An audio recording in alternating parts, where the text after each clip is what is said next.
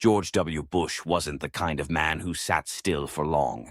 Even while serving as the 43rd President of the United States, he carved out time to stay active, running 6 miles a day, riding mountain bikes with veterans, clearing brush at his Texas ranch. He had energy, discipline, and a belief that movement kept the mind and spirit sharp. But as the years passed, something began to change. At first, it was just a faint tightness behind the knees when he stood up from his desk. Then it became soreness after a jog. Later, it turned into limping after long days. Still, he brushed it off. This comes with the territory, he likely thought, just aging.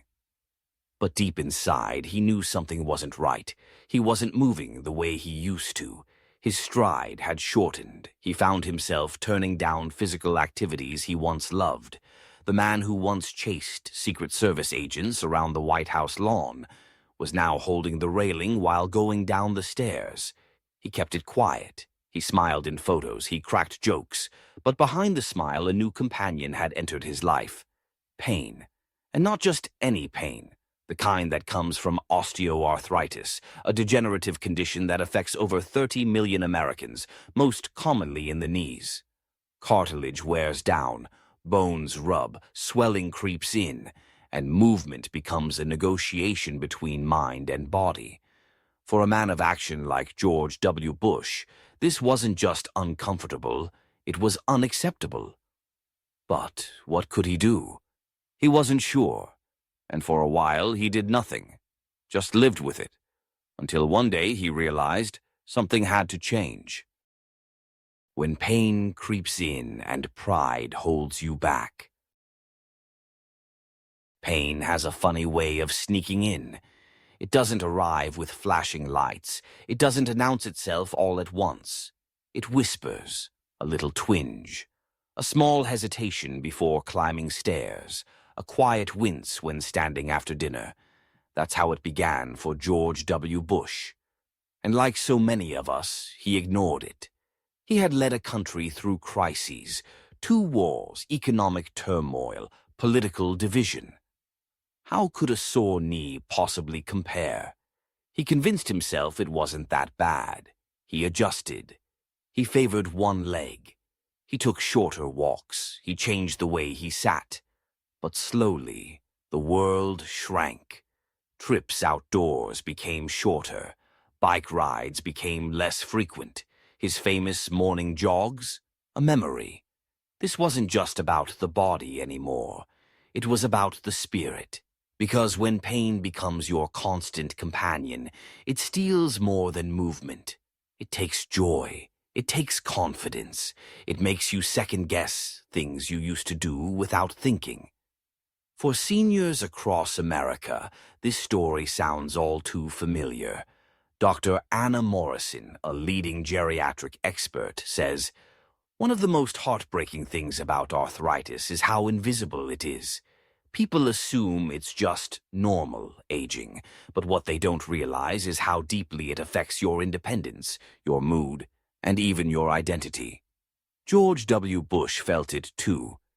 He may not have said it publicly, but privately, he was wrestling with something he'd never had to confront before. Am I losing who I was? And then came the fear. What if surgery went wrong? What if he ended up worse? What if this was just the new normal? That fear, it keeps so many seniors from taking the next step. They suffer in silence. They smile through pain. They call it just part of getting old. But deep down, there's a quiet yearning. I just want to feel like myself again. Have you ever felt stuck between living with pain and the fear of doing something about it? Leave a comment below. Your voice might help someone else find the courage they need. A crossroads. Live with it or change it. There comes a point when the whispers of pain turn into something louder. A breaking point. For George W. Bush, that moment came not in a grand gesture, but in something ordinary. He bent down to tie his shoe and couldn't stand back up without bracing on a chair. It wasn't the first time. But it was the first time he stopped and truly thought, "This isn't just pain. This is a barrier." He spoke to his physician. He went through evaluations, and the diagnosis was clear: severe osteoarthritis in both knees. Years of activity, running, biking, even his cowboy lifestyle, had taken a toll. He had options: pain management, cortisone shots, physical therapy, or surgery. But surgery felt final, scary, unknown. He didn't need a new heart. He wasn't facing cancer. It was just his knees, and yet these knees were robbing him of the life he loved. He turned to the experts. Dr. Richard Berger at Rush University Medical Center explained a newer option: partial knee replacement. Unlike total replacement, this procedure preserved much of the healthy tissue. It was less invasive, quicker recovery, and tailored for people like Bush, active but affected in just part of the joint. Still, the doubts came. What if I'm in the minority who doesn't recover well? What if I can't bike again? What if I just live with this and adjust? It was a deeply human moment, because even leaders who made decisions on war and diplomacy still struggle with something every senior knows. Am I making the right call for my body? Bush took time. He listened, he asked questions, and then, like every major decision he ever made, he chose not based on fear, but on values. He valued his freedom, his movement, his joy. So he said yes, yes to healing, yes to reclaiming his life. The surgery that changed everything. It was a warm Saturday morning in May 2014. While most Americans were planning barbecues for Memorial Day weekend, George W. Bush was being prepped for surgery. At Rush University Medical Center in Chicago, Dr. Richard Berger and his team were ready to perform a partial knee replacement on Bush's left knee. It wasn't his first time. Just weeks earlier, Bush had undergone the same procedure on his right knee. Now it was time to bring balance back. The room was sterile. The mood was calm but focused. Bush, known for his humor, likely cracked a joke or two, but behind the smile was resolve. He wasn't here for vanity. He was here for function, for freedom. The procedure itself took less than an hour. Instead of removing the entire knee joint, Dr. Berger replaced only the damaged part, leaving the healthy bone and tissue intact. This approach, innovative, precise, and less invasive, meant a faster recovery, fewer complications, and better long-term mobility. And just a few hours after surgery, something remarkable happened. George W. Bush stood up. With assistance, yes, but he stood. He walked a few steps. He climbed a small flight of stairs inside the hospital. To the doctors, it was impressive. To Bush, it was emotional. "You go in wondering if you'll ever walk the same again," he later shared. "And suddenly you're walking the same day." He didn't stay in the hospital long. By Monday, he was back in Dallas, resting at home. His pain wasn't gone, but it had changed. It wasn't the deep arthritic ache anymore. It was the clean soreness of healing tissue. And in that moment, Bush wasn't just recovering from surgery.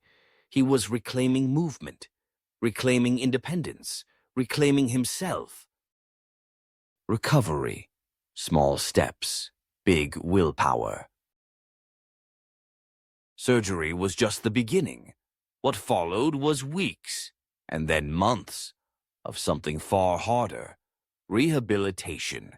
George W. Bush may have had access to top doctors and facilities, but healing doesn't come in a pill or a hospital room. It comes from showing up every single day. The mornings were stiff. The exercises were repetitive. There were days when he didn't feel like doing it, but he did. Each morning he began with light stretches, gentle bending, straightening his leg, gradually increasing resistance with bands and light weights. Then came balance work, strengthening the muscles around the knee, relearning how to walk, properly and without compensation. He iced, he elevated, he rested. He also adjusted his diet, cutting down on processed foods and increasing anti-inflammatory nutrients. Omega-3 rich fish, fresh fruits and vegetables, plenty of hydration. He got serious about sleep and took recovery as seriously as he once took morning briefings, because healing for Bush wasn't a side project. It was a mission, and within weeks he was biking again. First, just a few minutes, then around the neighborhood, then on familiar trails he hadn't dared touch in months. He was smiling again, not just for the camera, but from a place of real comfort. His wife Laura noted how much more mobile and relaxed he seemed. Even the dogs seemed to pick up on it, tugging at their leashes, eager for long walks again. But perhaps the most important moment came in private. The first time he went up the stairs without holding the railing. No cameras, no audience, just a man moving freely again. That was victory. Not just over arthritis, but over fear, doubt, and the silent voice that said, "You're too old." Bush proved otherwise. Lessons. George W. Bush's journey may sound unique, but the truth is, it reflects a struggle shared by millions of older Americans. According to the CDC, 1 in 2 people over the age of 65 live with some form of arthritis. And for many, like Bush, the knees are the first battleground. The pain starts slow, but it doesn't stop. It reshapes how you live. It steals small joys, gardening, dancing, kneeling to play with grandchildren, even getting in and out of the car. But Bush's story teaches us something critical. Pain isn't the end of the story. With the right information, support, and action, there is hope. Doctors agree. The key is not waiting too long. Most people wait years before seeking help, says Dr. Anna Morrison, a geriatrician. By then, joints are severely damaged and recovery takes longer. But when we act early, even in the face of fear, outcomes improve dramatically. Partial knee replacement isn't for everyone, though, but it's one of many options. Others include physical therapy, cortisone injections, viscosupplementation, low-impact exercise like water aerobics or Tai Chi, weight management, anti-inflammatory diets. There are also helpful lifestyle strategies, using walking poles, braces, heating pads, massage, and, perhaps most overlooked, community. Bush had Laura. He had a medical team, but many seniors feel alone in their pain. That isolation hurts more than the knees. Which is why stories like his matter. Not to glorify, but to connect. To show that it's not about being famous, it's about being proactive. George W. Bush made a choice. He chose not to accept pain as normal. He chose to fight, not like a soldier, but like a citizen who wants to walk free. And if he can, so can you. By the end of that year, George W. Bush was back to doing what he loved. Biking, walking his dog, spending time outside without wincing at every step. Smiling, not just for the cameras, but because life felt full again.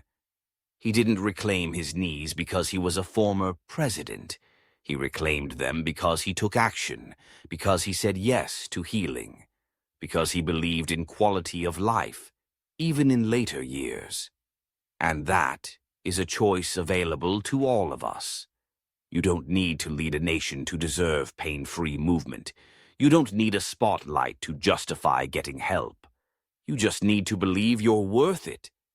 If you're struggling with knee pain, if you're feeling like your world is shrinking, if you've been putting off seeing a doctor, afraid of what they might say, let George W. Bush's story be your reminder. You're never too old to fight for the life you still want. And that fight starts with a question. What would your life look like without the pain?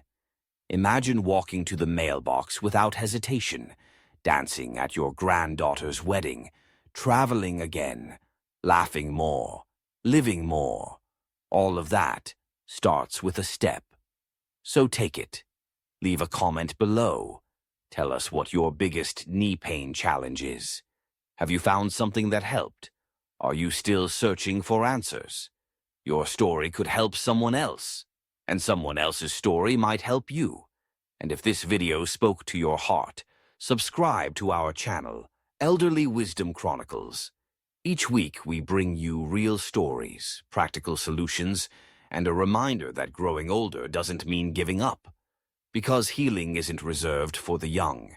It's for the brave, for the hopeful, for you.